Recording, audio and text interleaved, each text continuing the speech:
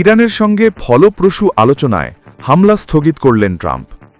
চূড়ান্ত নাটকীয় মোড়ে এসে মধ্যপ্রাচ্যে সম্ভাব্য বড় ধরনের সামরিক সংঘাত থেকে পিছিয়ে আসার ইঙ্গিত দিয়েছেন মার্কিন প্রেসিডেন্ট ডোনাল্ড ট্রাম্প। ইরানের জ্বালানি অবকাঠামো ও বিদ্যুৎ কেন্দ্রে হামলার বিষয়ে ৪৮ ঘণ্টার যে আল্টিমেটাম তিনি দিয়েছিলেন তা শেষ হওয়ার ঠিক আগ মুহূর্তে আগামী ৫ দিনের জন্য সব ধরনের সামরিক হামলা স্থগিত করার ঘোষণা দিলেন তিনি।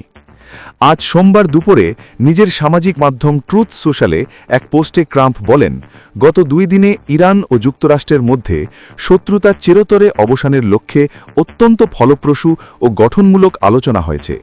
এই আলোচনার ওপর ভিত্তি করে ট্রাম্প মার্কিন প্রতিরক্ষা দপ্তরকে বা ডিপার্টমেন্ট অফ ওয়ারকে ইরানের বিদ্যুৎ কেন্দ্র ও জ্বালানি অবকাঠামোতে হামলা অন্তত ৫ দিন স্থগিত রাখার নির্দেশ দিয়েছেন।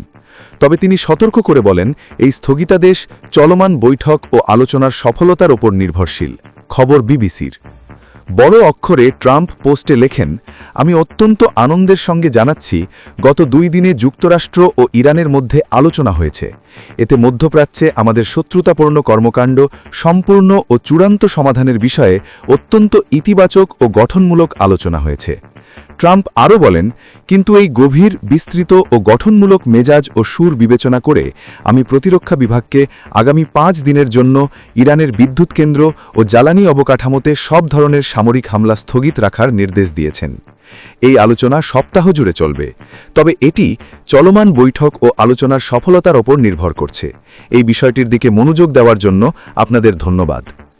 বিশ্বের মোট জ্বালানি তেল ও এলএনজি সরবরাহের প্রায় ১/৫ হরমুজ প্রণালী দিয়ে পরিবাহিত হয়। গত ২৮ ফেব্রুয়ারি ইরানে হামলা চালানোর পর থেকে প্রণালীটি তারা প্রায় বন্ধ করে দিয়েছে। যুদ্ধ শুরুর পর বিশ্ববাজারে তেলের দাম কখনো কখনো ৫০%-এরও বেশি বেড়েছে। নানাভাবে আলোচনা করেও ট্রাম্প হরমুজ প্রণালী খুলতে পারেনি। এ পর্যায়ে শনিবার ২১শে মার্চ রাত ১১:৪৪ নিজ মালিকানাধীন সামাজিক যোগাযোগ মাধ্যম ট্রুথ সোশ্যালে এক পোস্টে ট্রাম্প বলেন, ঠিক এই মুহূর্ত থেকে পরবর্তী ৪৮ ঘণ্টার মধ্যে কোনো প্রকার হুমকি ছাড়াই ইরানকে এই জলপথ পুরোপুরি খুলে দিতে হবে, অন্যথায় দেশটির জ্বালানি অবকাঠামো বিশেষ করে বিদ্যুৎ কেন্দ্রগুলো ধ্বংস করে দেওয়ার হুঁশিয়ারি দেন তিনি। ট্রাম্পের হুঁশিয়ারির জবাবে ইরানের সেনাবাহিনী পাল্টা সতর্কবার্তা দিয়েছে।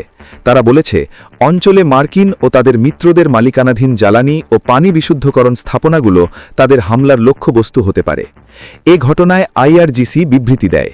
বিবৃতিতে আরও বলা হয়, ইরানের বিদ্যুৎ কেন্দ্র আক্রান্ত হলে ইসরায়েলের বিদ্যুৎ কেন্দ্র, জ্বালানি অবকাঠামো ও তথ্য ও যোগাযোগ প্রযুক্তি স্থাপনায় ব্যাপক হামলা চালানো হবে। এছাড়া এই অঞ্চলের যেসব কোম্পানিতে মার্কিন মালিকানা রয়েছে সেগুলোকেও সম্পূর্ণরূপে ধ্বংস করে দেওয়া হবে।